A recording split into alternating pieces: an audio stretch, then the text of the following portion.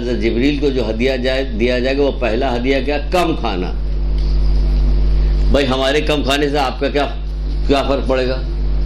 یہ کہہ رہے ہیں ہمیں کوئی فرق نہیں پڑے گا، تمہارے نفع کے لیے یہ بات بتا رہے ہیں کہ ہمارے لیے. اس میں چند ایک آپ کو حدیثیں سناتے ہیں کہ کیا نفع ہے اس کے اندر، کم کھانے میں کیا نفع ہے. کہا جا رہا ہے رسول خدا صلی اللہ علیہ وآلہ وسلم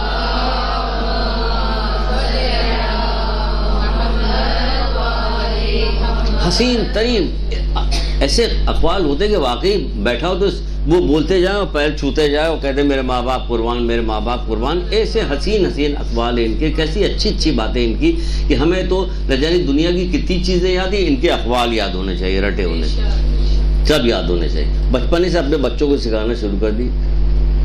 وہ بچہ ایسا سیکھتا ہے کہ سفید کاغذ کے اوپر جیسے پتھر پہ لکیر، جیسے مولا نہیں کہتے بچپن کا علم پتھر پہ لکیر ہے. اور بڑھاپے کا علم کیسا ہے؟ جیسے پانی پہ تحریر کیا گیا، اسے ایک لہر آئی دوسری لہر نے سب مٹا کے برابر کر دی. کیا حسین، کیا فرماتے؟ تمام دواؤں کی ماں کم خوری ہے. تمام دواؤں کی ماں کم خوری ہے. کم کھاؤ گے تو تمام دوائیں جیسے تم نے کھا لی، ساری دوائیں. تمام دواؤں کی ماں کم خوری ہے، کم کھانا ہے. دیکھا آپ نے؟ کم کھائیے، صحت بھی اچھی رہے گی. سب بہت ساری چیزیں بھی بتا دیں. کم کھانا جسمانی بیماریوں سے بچاتا ہے، مولا مشکل کشا. کم کھانا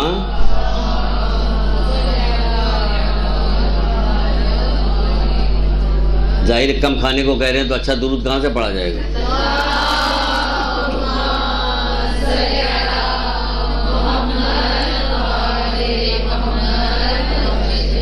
کم کھانا جسمانی بیماریوں سے بچاتا ہے. اور خاص طور سے یہ یاد رکھیے گا، بازار کا کھانا جتنا ہو سکے اس کو ترک کیجیے، جتنا ہو سکے ترک کیجیے کہ بازار کا کھانا نہ کھائے. بچوں کو ہرگز نہ کھلائیے. کیا کیا چیز بنا کے سلانٹی لنٹی میں کیا کیا چیز وہ پلاسٹک کو پگھلا کے اس کو کر کے کیا کیا چیز دی جاتی ہے، آپ کو کچھ نہیں پتہ. یہ سب کچھ کھلا سکتے ہیں. یہ سور کھلاتے ہیں، یہ کتا کھلاتے ہیں، وہاں پہ کتے کا گوشت، کتا کڑھائی، کتا چکن. تو ہمیں کیا پتہ کہ کیا کیا کھلایا جا رہا ہے، کیونکہ ان کو صرف پیسہ چاہیے. سمجھ؟ حد ہے. لا الہ الا اللہ کہنے والے جس وقت کاٹ رہے کھلا رہے ان کو لا الہ اللہ نہیں یاد آ رہا، ان کو غضب خدا کا پروردگار یاد نہیں آ رہا ان کو. یہ کیسے لوگ ہو گئے جن کی نگاہ اللہ نہیں رہے گا جن کے بعد. سوچے ذرا، آپ سوچے کہاں بات پہنچ گئی. کتا کھلا رہے ہیں، گدھا کھلا رہے ہیں، گھوڑا کھلا رہے ہیں، چوہا کھلا رہے ہیں. چوہا سموسا کیا روزانہ سیل کی جاتی ہے، روزانہ وہاں خراب چیزیں، گندا پانی ہے، گندا کھانا ہے. تو گھر کی چیز کھائیے، کم کھائیے، تھوڑا کھائیے، گھر کا کھائیے، صاف ستھرا کھائیے. مومنہ کا ہاتھ کا بنا ہوا ہے، اس میں برکت بھی ہے، اس میں ساری چیزیں شامل ہیں. تو ٹھیک ہے کہ ہم یہاں پہ آئیں، تکلیف. اب کہیں اب کیا کریں، زندگی عذاب ہو جائے؟ نہیں، زندگی کتنے دن کی جو عذاب ہو جائے اس عذاب سے بچائیے جو ہمیشہ کا ہے.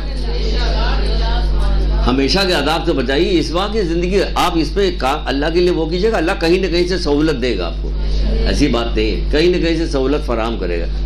تو کیا کہا جائے؟ کم کھانا جسمانی بیماریوں سے بچاتا ہے. پھر کہہ رہے ہیں جس کی خوراک کم ہوتی ہے اس کے درد بھی کم ہوتے ہیں. یہ بھی مولا مشکل کشا فرما رہا ہے، جس کی خوراک کم ہوتی ہے اس کے درد بھی کم ہوتے ہیں. جتنا زیادہ کھائیے طرح طرح کی بیماریوں میں مبتلا ہوئیے، خدا نہ خواستہ، اللہ نہ کرے. آپ لوگ تو کم کھائیے گا. پھر کہا جائے جس کی خوراک کم ہوتی ہے اس کی عمر زیادہ ہوتی ہے. اتنی مصیبت میں یہاں عمر زیادہ کر کے کیا کریں گے؟ عمر زیادہ یہ عمر زیادہ اس لیے کریں گے کہ ہمیں اس بات کی تمنا ہوگی کہ ہم زیادہ سے زیادہ زندہ رہیں تاکہ محمد علی محمد کی محبت پہ سانس لے لیتے ذکر خدا کرتے رہیں.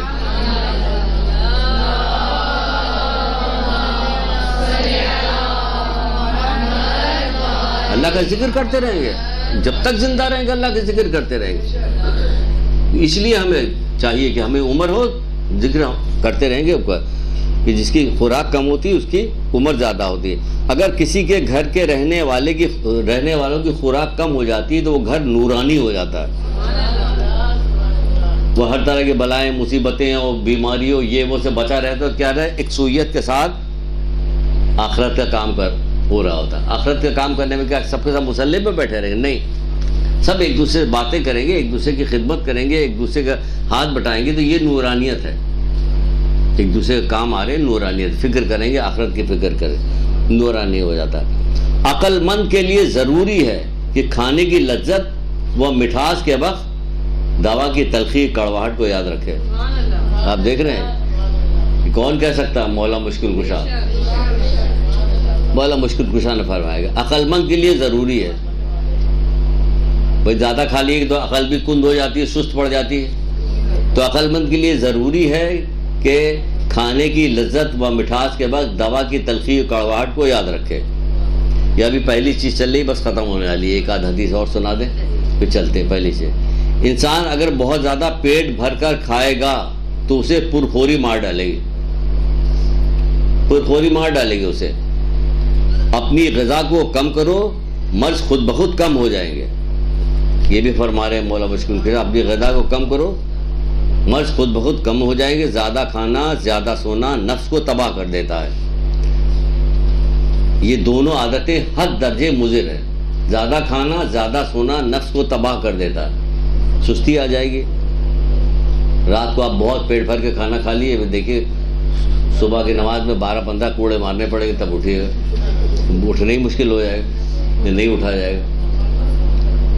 صبح کی نماز کی لذت، صبح کی نماز کا فائدہ کوئی لاکھ سناتی رہیے گا، اس سے کوئی فائدہ نہیں ہوگا۔ ایک تو یہاں پہ کراچی کا جو رواج ہے، جہاں آپ رہ رہی، یہاں پہ رات کو دیر تک جاگتے ہیں اور دیر سے کھانا کھاتے ہیں، جبکہ کہا جاتا ہے کہ عشاء کے بعد کھانا کھا لو تاکہ سونے سے پہلے کم سے کم 2-3-4 گھنٹے تمہیں مل جائے کہ وہ کھانا ختم ہو جائے۔ تو پھر ٹیلی فون کرتی رہی کہ ہم نے رات کو یہ خواب دیکھا ہے، تو اب تو دیکھیے گا پیٹ بھر کے یہاں تک کھایا آپ نے، طرح طرح کے الٹے سیدھے خواب دیکھیے گا کہ پیٹ بھر جائے گا تو وہ ساری چیزیں ہوں گی ایسی، ٹھیک ہے نا۔ تو پہلی چیز ختم ہوئی کہ کم کھانا۔ دوسری چیز ہے کم سونا، کم سونا۔ حضرت جبریل کہہ رہے ہیں کم سونا، یہ تحفہ ان کو ہے، کم سونا، کم کھانا۔ اچھا، رسول اللہ کی بھی حدیث الشیعہ میں موجود ہے، 3 چیزوں والے باب میں حدیث الشیعہ کے اندر دیکھیے گا تو اس میں رسول اللہ صلی اللہ علیہ وآلہ وسلم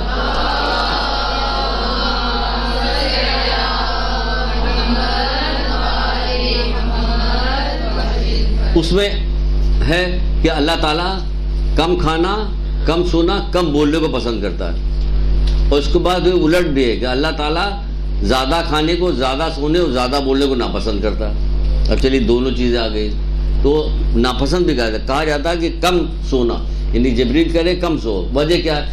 2-3 چیزیں ہم نے نکالی کہ کم سونے کا، سب سے زیادہ تو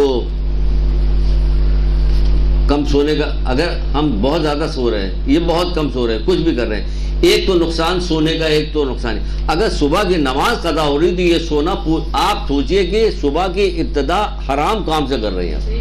ہماری صبح کی ابتدا خوف زدہ رہی ہے کہ آج دن ہمارا کیسا گزرے گا کہ ہماری صبح کی نماز قضا ہوئی، یعنی ہمارا صفحہ جو آج کا صفحہ جو ہمارا کھلا، ہمارے جو نامہ اعمال کا صفحہ جو آج کھلا ہوا ہے، اس کے اندر سب سے پہلی چیز کیا درج کی گئی ہے کہ ہم صبح کی نماز میں سو رہے تھے، نہیں، یہ حرام کام ہم سے ہوا۔ یہ یاد رکھیے کہ ہم نے کیا کیا کہ صبح کی نماز نہیں پڑھی ہم نے، یہ حرام کام ہم سے سرزد ہو گیا۔ یعنی آج کی ابتدائی اتنے بڑے حرام کام سے ہوئی کہ نماز دین کا ستون ہے، یہ ستون کو صبح ہی صبح ہم نے ہتھوڑے مار دیے اس کے اوپر۔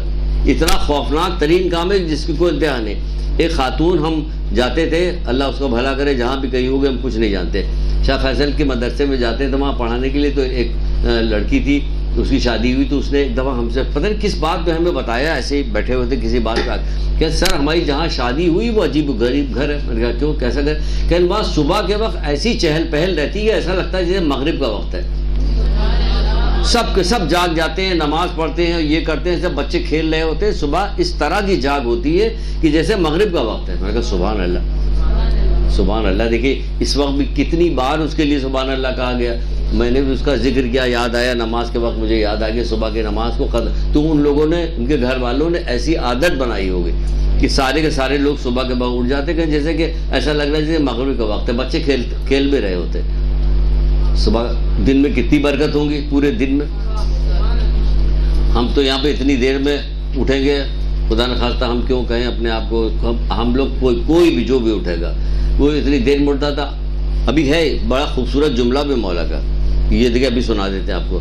کہتے ہیں نیند کتنی بری شے ہے جو قلیل عمر کو کم کر دیتی ہے۔ ایک تو ہماری عمر ہی کتنی ہے، اس کے بعد میں ہوتا کیا ہے کہ یہ نیند کی وجہ سے اس میں جتنا حصہ سونے میں وہ نکل گیا نا ہمارا. آج کے دن میں 24 گھنٹہ جو ہمیں ملا ہے اس میں کتنے گھنٹے سو گئے تو باقی کتنا بچا ہمارے لیے. یہ نیند کتنی بری شے ہے. اب نیند کتنی بری شے ہے تو کیا نہ سوئیں؟ نہیں، کس نے منع کیا کہ نہ سوئیں؟ سونا اللہ تعالیٰ نے رکھا ہی ہے، نیند کو ہمارے لیے بنائی اسی لیے کہ رکھا گیا، لیکن یہ کہ کم سو. بعض جگہ پہ مولا مشکل کشا نے کہا نیند کے قبر کے لیے اٹھا رکھو کہ اس میں تمہیں بہت دن سونا ہے. مولا کا قول ہے نیند کو قبر کے لیے اٹھا رکھو کہ اس میں تمہیں بہت دن سونا. ہمارے کسی امام حسن عسکری یا امام حسن اسلام کا قول ہے.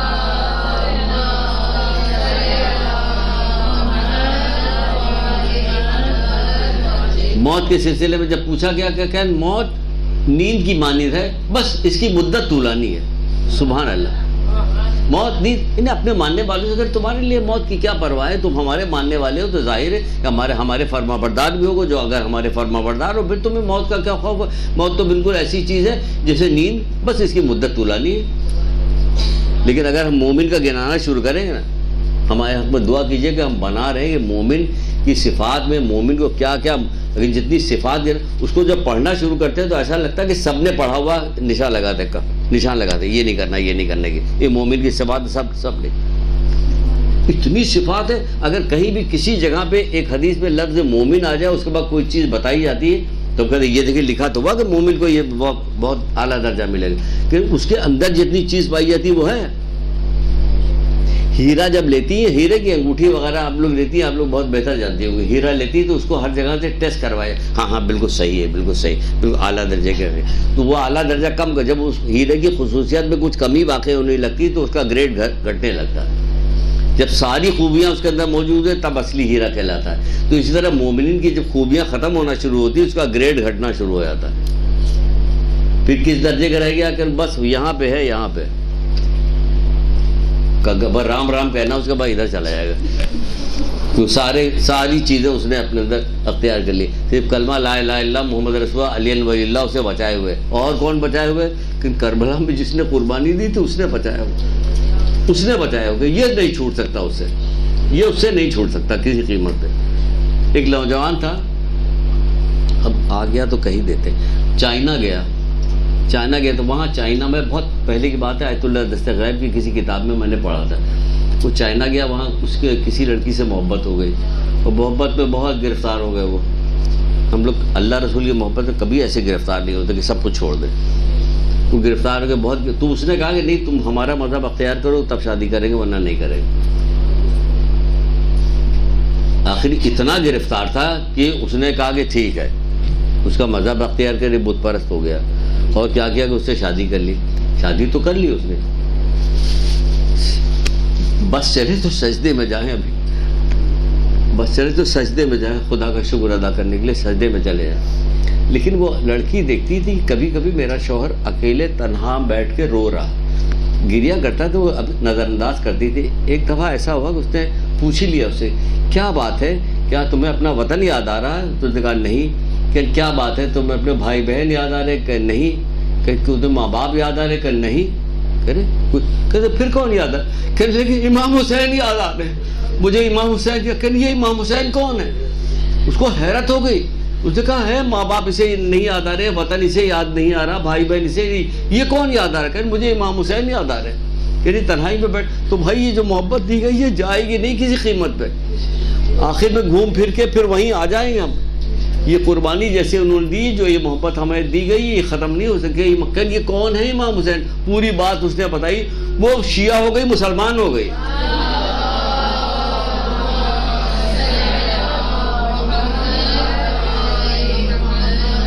کہنے لگے ہم لوگ نوکری کرتے ہیں، پیسے کماتے ہیں، پھر ہم لوگ سب لوگ کربلا چلتے ہیں.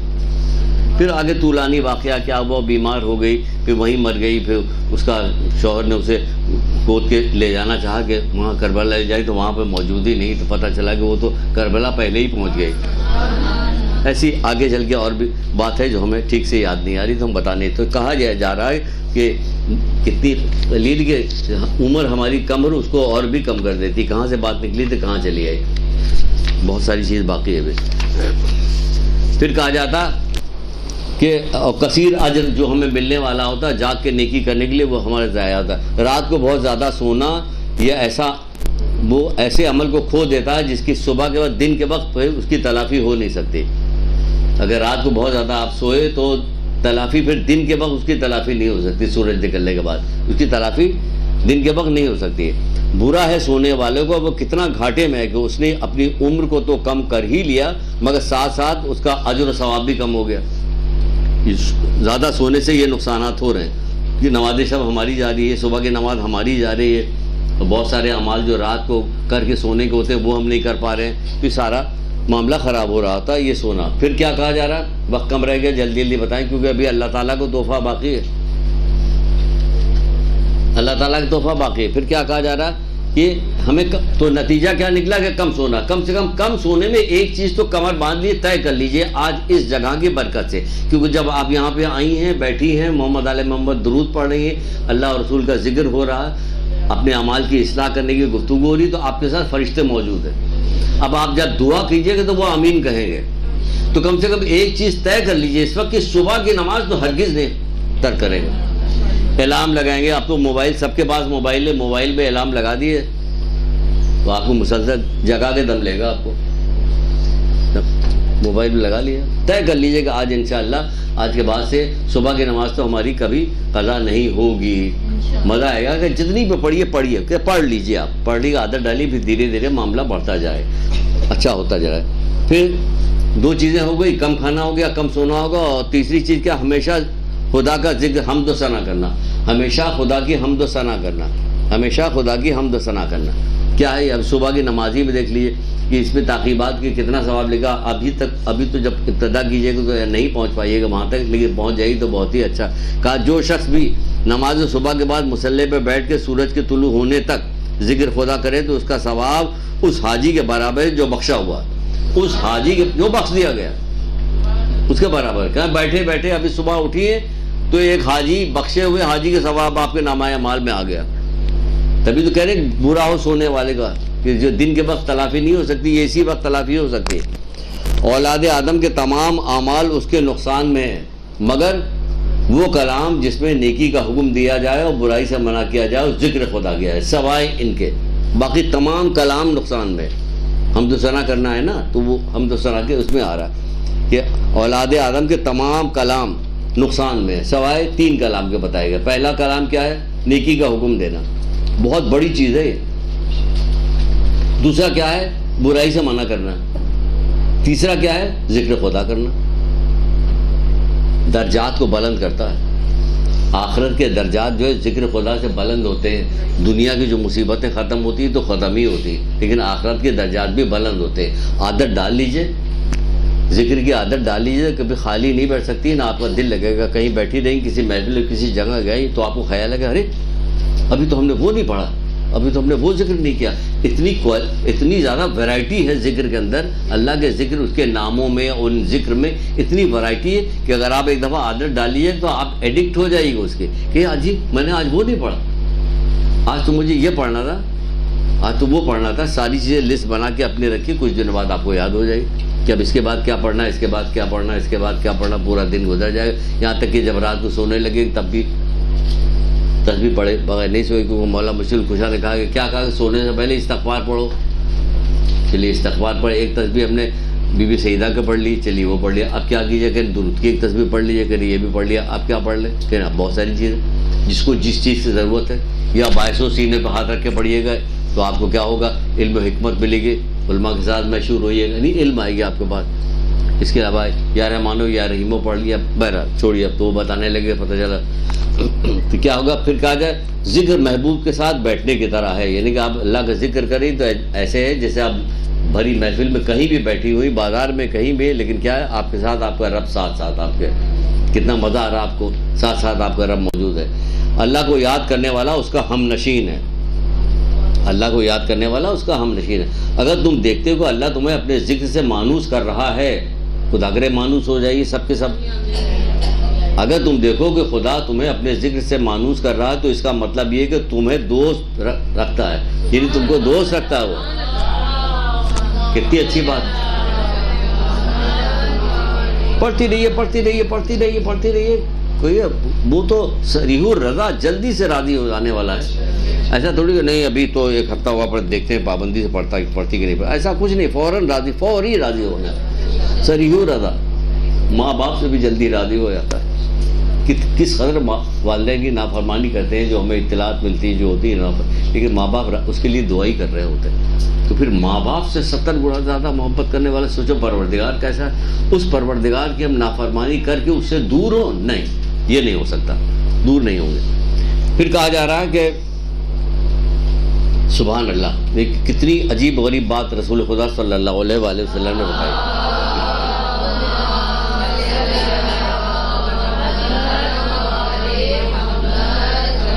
جنت والے کبھی اپنی کسی دنیاوی عمل پر افسوس نہیں کریں گے. جنت والے کبھی اپنی کسی دنیاوی عمل پہ افسوس نہیں کریں گے سوائے ان لمحات کے جس میں انہوں نے ذکر خدا نہ کیا ہو. اتنی اہم ترین چیز ہے کہ جنت پہ جانے کے بعد احساس ہوا گھری اتنی بڑی چیز ہے.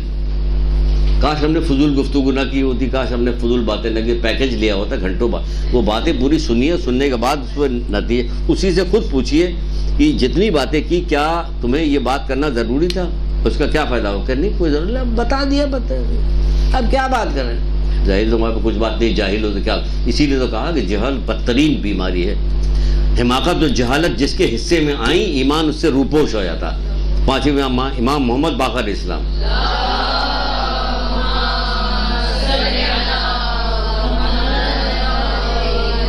حقیقت ہے حماقت و جہالت جس کے حصے میں آئی. اگر آدمی آپ کو کبھی مزہ ہی نہیں آئے گا فضول باتیں کرنے میں. اور سناؤ کیا ہوا، کیا پکایا، کیا نہیں پکایا، فلانا. اور سناؤ ان کے یہاں گئی تھی، ان کے یہاں نہیں گئی تھی، فلانا ہوا تھا. یہ سب بیکار، یہ فضول باتیں. آپ کو مزہ ہی نہیں آئے گا، بالکل بھی مزہ نہیں آئے گا. بیکار ہے بات کرنا، دل نہیں لگے گا آپ کو زیادہ دیر. ہاں سر خیریت ٹھیک ہے، سر کام کی بات کی رکھ دی. مزہ نہیں آئے گا آپ کو، لذت نہیں پیدا ہوگی. کیونکہ حماقت اور جہالت یہ دو چیزیں اس کے اندر شامل ہے. حماقت بھی ہے اور جہالت بھی ہے. وہ کہہ رہے ہیں کہ ایمان اس سے روپوش ہو جاتا. کتنا اعلیٰ درجے کا کتنا بڑا قول ہے. اسی پہ چلے تو ہمیں سب کچھ حاصل ہو جائے. جنت والے کبھی اپنی کسی دنیاوی عمل پہ افسوس نہیں کریں گے سوائے ان لمحات کے جس میں انہوں نے ذکر الہی نہ کیا ہوا. جب لوگوں کا کوئی گروہ ایک ساتھ بیٹھ کر ذکر خدا کرتا کتنی بڑی چیز ہے. لوگوں کو آپ تنہا کر رہے ہیں لیکن نہیں، اگر اپنے ساتھیوں کے ساتھ لوگوں کے ساتھ بیٹھ کے بھی ذکر خدا کر رہے ہو تو کیا ہوگا. تو آسمان سے منادی کی ندا جاتا، اٹھ کے کھڑے ہو جاؤ، تمہارے گناہ بخش دیے گئے، اس کو نیکیوں میں بدل دیے گئے. خالی بخشے نہیں، گناہ نیکی میں تبدیل کر دیے گئے. اور جب ذکر کرنے والے ایک جگہ جمع ہو کے ذکر کرتے ہیں تو ان کے ساتھ فرشتے بھی ہوتے ہیں. دیکھ رہے ہیں کیسی وجہ کہ ہمیں تو نہیں نظر آ رہا. کہ نظر نہیں آ رہا تبھی تو اس کا اجر تمہیں ملے گا. نظر آ جائے گا تب کیا اجر ملے گا. کہ پوری سلطنت دینی ہوگی. یاد آیا؟ دیکھیں کچھ لڑکیاں پوری سلطنت دینی ہوگی. زبیدہ نے بغیر دیکھے کہا تھا جنت میں گھر بنا رہے ہو، بیچو گے؟ انہوں نے کہا ہاں. کہ لاؤ بیچو گے؟ ہاں. کیا ہار دے دو، دے دیا. تو وہ کہاں دیکھنے کے لیے گئی؟ بتاؤ مجھے پہلے دکھاؤ. لیکن جب ان کے شوہر نامدار آئے کہا کہ رات کو خواب میں دیکھ چکے تھے زبیدہ کا محل دیکھ چکے تو بھگا بھی دیے گئے تھے وہاں سے. دربان نے بھگا دیا تھا. تو صبح اٹھے تو کہا کہ ہم بھی جا کے خریدتے. وہ بھی گئے خریدنے کے لیے. مجھے بہت اچھا لگتا ہے، بہت ہی اچھا یہ قول لگتا ہے، بہت ہی اچھی بات لگتی ہے. تو کہا گیا کہ کیا کر رہے ہو؟ کہ جنت میں محل بنا کے بیچو گے؟ ہاں بیچیں گے. کیا قیمت؟ کہ پوری سلطنت. کہ کیوں؟ کہ تم دیکھ کے آئے ہو. تم دیکھ کے آئے ہو. تم نے دیکھا، ہم نے نہیں دیکھا. فرشتے ہیں نہیں کہہ دیا، بس مان گئے. ہم مان گیا کہ ہاں فرشتے ہیں. بس اب قدر کیجئے اس محفل کی، اس جگہ کی، اس ذکر کی قدر کیجئے. یہ ہے کہ ہم نے نہیں دیکھا تو مان گئے. اچھا اب یہ ایک آدھ ذکر عملی ذکر میں کر کے جلدی سے بات ختم کرتے ہیں. بس ایک آدھ بتائیں گے، باقی چھوڑ دیں گے. کون سا بتائیں کون سا نہ بتائیں. چلیے ایک بتاتے ہیں جس میں ساری چیزیں آ جائیں گی. آپ فرماتے ہیں چھٹے امام جعفر صادق علیہ السلام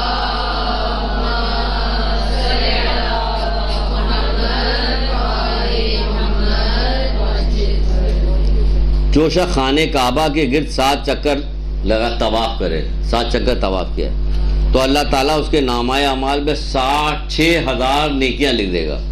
6,000 گناہ اس کے مٹا دے گا، 6,000 درجے بلند کر دے گا. 7 چکر اس نے لگائے. 6000 اس کو کیا کرے گا، اس کے نامۂ اعمال میں 6000 نیکیاں لکھی جائیں گی، 6000 گناہ مٹائے جائیں گے، اور 6000 درجے اس کے بلند کر دیے جائیں گے۔ کر کیا رہا ہے؟ چکر لگا رہا ہے۔ چکر لگانے میں ذکر کر رہا ہے نا، پڑھتا جا رہا ہے، ہر چکر کا ذکر ہوتا ہوا اللہ کیا کر رہے ہو؟ پھر خدا کا ذکر کر رہے ہیں، خانہ کعبہ کے طواف کر رہے ہیں، تو یہ عملی ذکر ہو گیا نا، عملی ذکر ہے۔ لیکن کیا ہے، مگر کسی مومن کی ایک حاجت کا برلانا پورا کرنا 10 طواف سے افضل ہے۔